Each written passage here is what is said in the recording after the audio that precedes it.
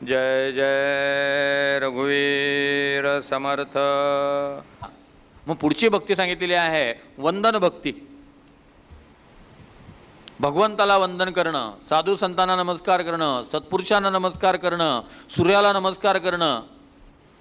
वंदन जे आहे ते दिसायला अगदी साधं आहे, साधा नमस्कार आहे. आणि नमस्काराला काय लागतं? 2 हस्तक आणि 1 मस्तक. समर्थांनी छान सांगितलेलं आहे, नमस्कारास वेचावे न लगे, नमस्कारास खर्चावे न लगे, नमस्कारास काहीच न लगे, उपकरण सामग्री श्रीराम. काही लागत नाही.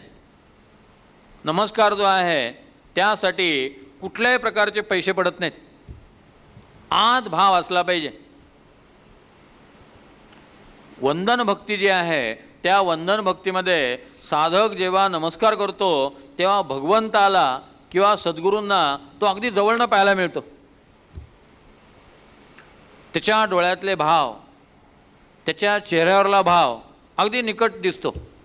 साधक भावे नमस्कार घाली, त्याची चिंता साधूस लागली, सुगम पंथे नेऊन घाली, जेथील तेथे श्रीराम.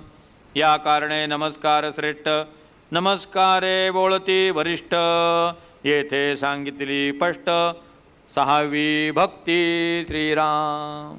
साधक जर मनापासून नमस्कार करेल तर त्याच्या चेहऱ्यावरला जो भाव आहे, त्याचं जे समर्पण आहे, त्याची जी शरणागती आहे ती भगवंताच्या लक्षात येते, सद्गुरूंच्या लक्षात येते. सुगम पंथे नेऊन घाली जेथील तेथे. म्हणून नमस्कार हे टेक्निकल गोष्ट नाही आहे. आपली सर्वात दुर्दैवाची गोष्ट अशी की प्रत्येक साधना जी आहे त्या प्रत्येक साधनेचा आपण मेकॅनिझम तयार करतो, यांत्रिकता. मग नमस्काराची सुद्धा एक यांत्रिकता तयार झाली.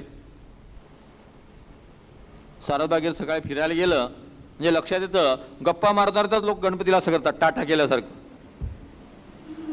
काही जण बाहेर स्कूटरनं चाललेले असतात, स्कूटरनं बरोबर त्या गणपतीच्या मूर्तीपाशी आले की असं करतात आणि पुढे जातात.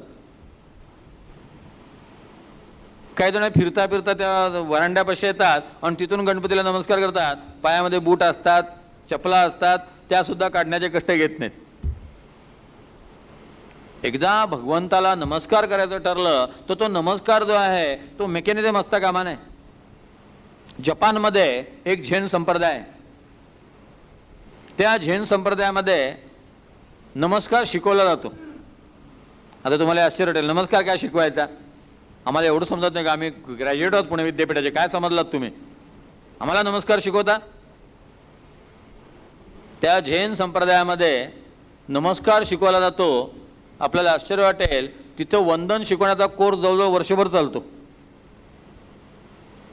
6 महिने एक मुलगी तिथं वंदन भक्ती शिकत होती.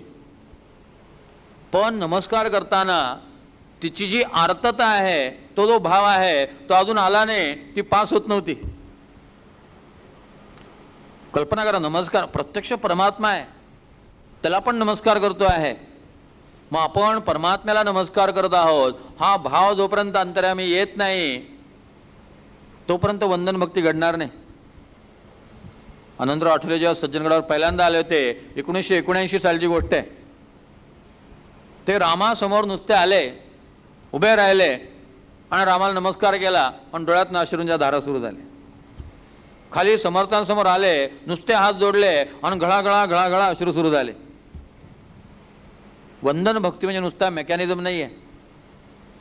साधक भावे नमस्कार घाली, परमान्याय करून आला आणि साष्टांग नमस्कार घातला, तरी तो अन्याय क्षमा केला, पाहिजे श्रेष्ठी श्रीराम. इतकं नमस्काराचं महात्म्य आहे की एखादा मनुष्य चुकला आणि त्याने नमस्कार केला की त्या माणसाला माफ करावंच लागतं. पण नमस्कारासाठी काही खर्च लागत नाही, त्या पाठीमागे अंतःकरणात भाव असला पाहिजे.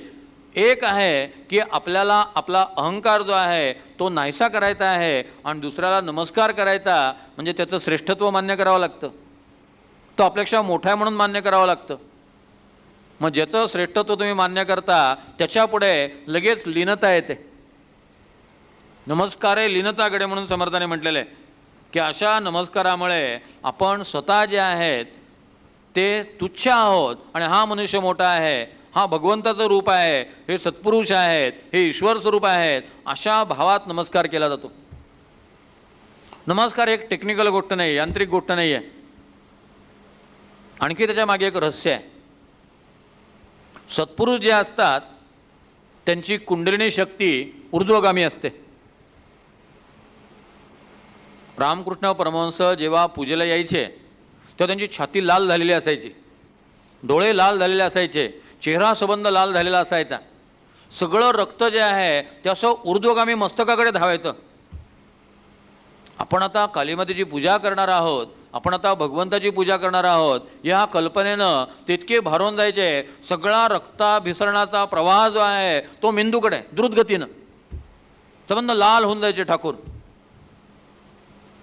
सत्पुरुष जे असतात त्यांची कुंडलिनी शक्ती कायम ऊर्ध्वगामी असते, वर धावत असते.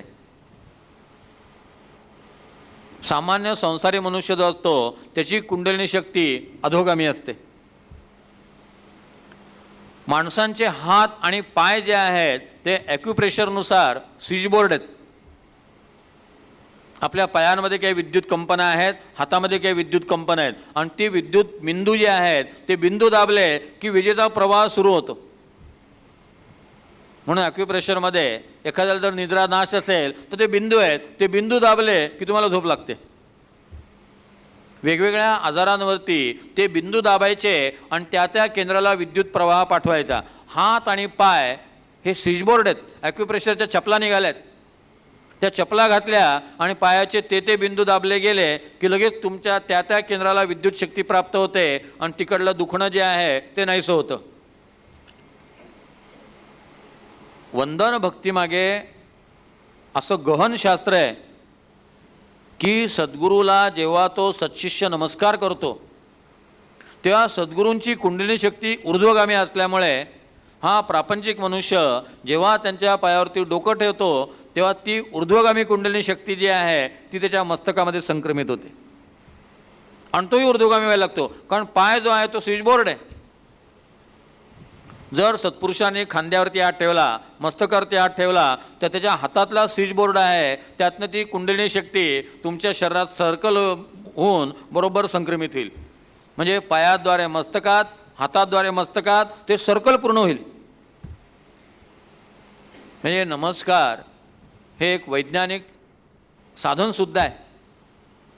म्हणून वंदन भक्ती सांगितलेली आहे.